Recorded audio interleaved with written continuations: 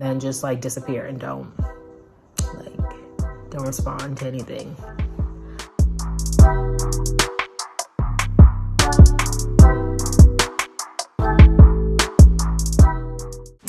I just got back from dropping some things off at Goodwill. I had 2 bags of clothes that I filled up, and so I'm only left with a few clothing items now. So I'm trying to decide if I still want to break down and get rid of some more stuff.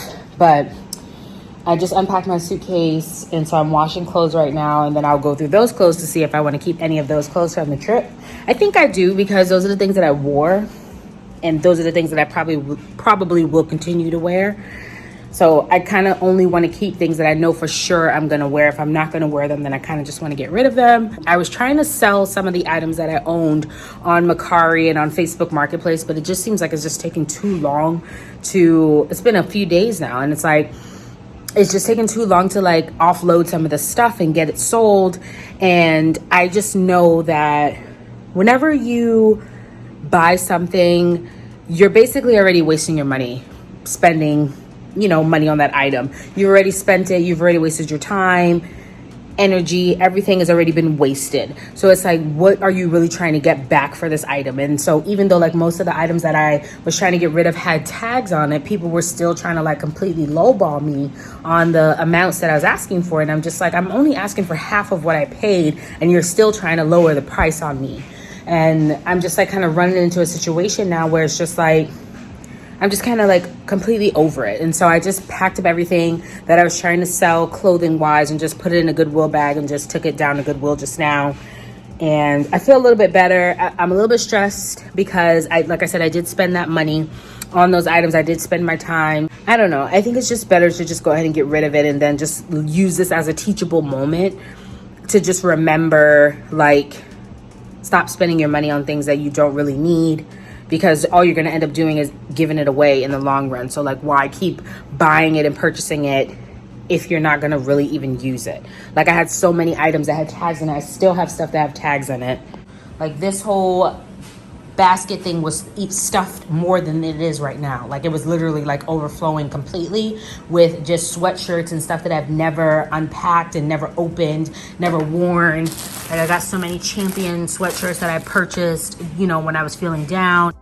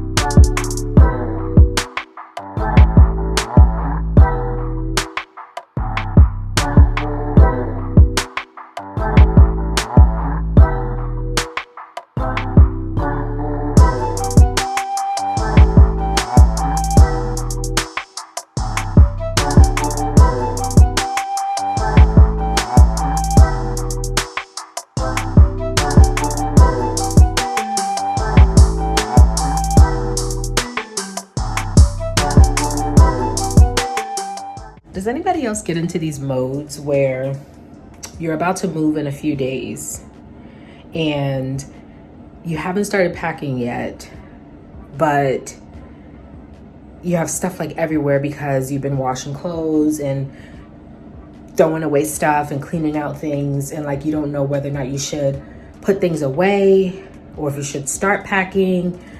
Like, I don't move until about 10 days. And so I have clutter storage coming to put my things in storage for a month. And I don't know whether or not like I should like put things away like where they normally go. Like, let me show you. I was trying to clean out my cabinet and get rid of stuff. So I got rid of like a lot of things that was in this basket. And these are the things that I decided I'm gonna keep.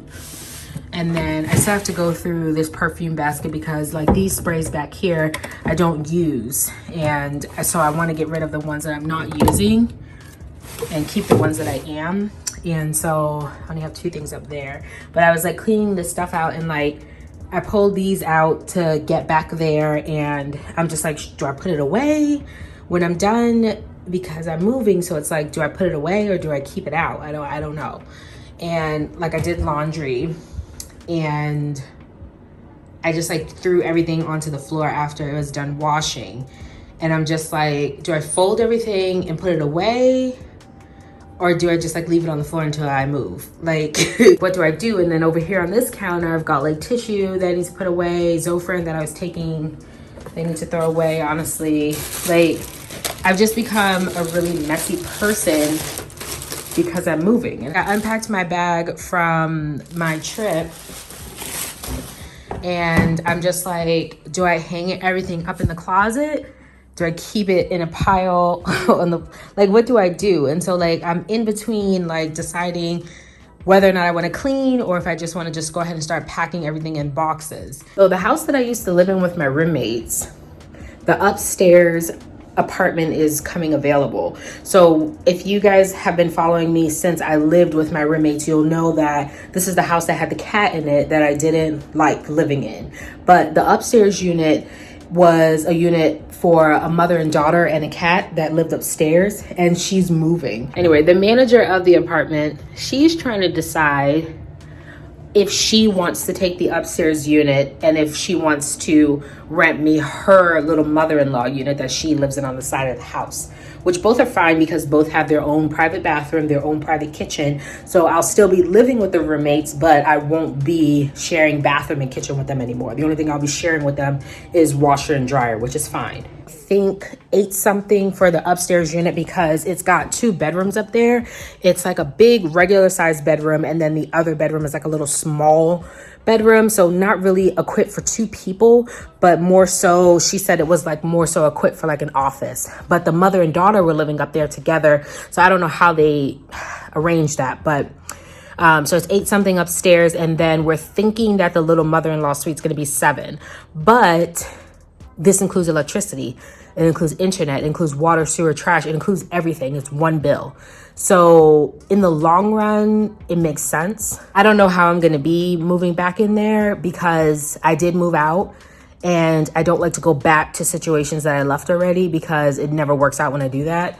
So I don't know how it's gonna feel, but as of right now, I have no other options.